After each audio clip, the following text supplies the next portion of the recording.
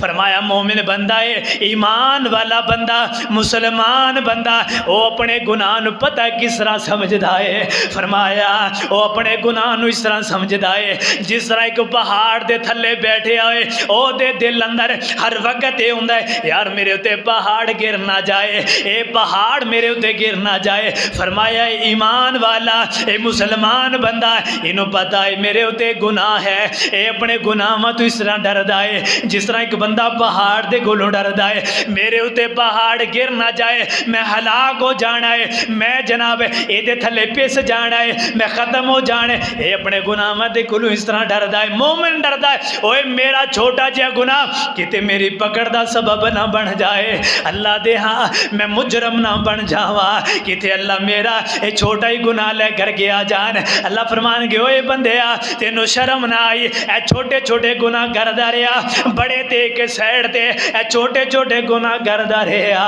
اے مسلمان ہے، اے فرما بردار ہے، اے تے دل اندر خیال آ جاندا ہے۔ فرمایا اے ڈردا ہے جس طرح پہاڑ دے کولوں ڈریا جاندا ہے، اور فاسق تے فاجر بندہ، گناہگار بندہ، میرے پیغمبر علیہ السلام نے فرمایا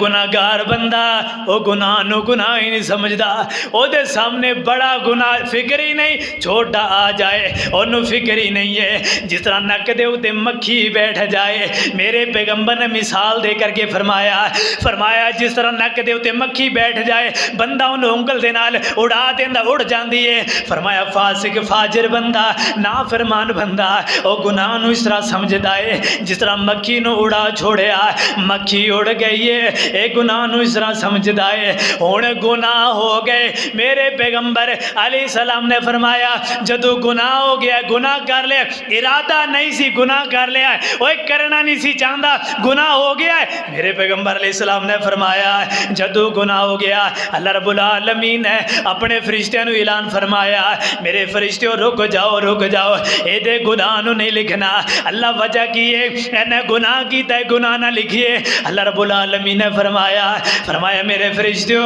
اس میرے بندے نو 6 گھنٹے مہلت دے دیو، انہوں 6 گھنٹے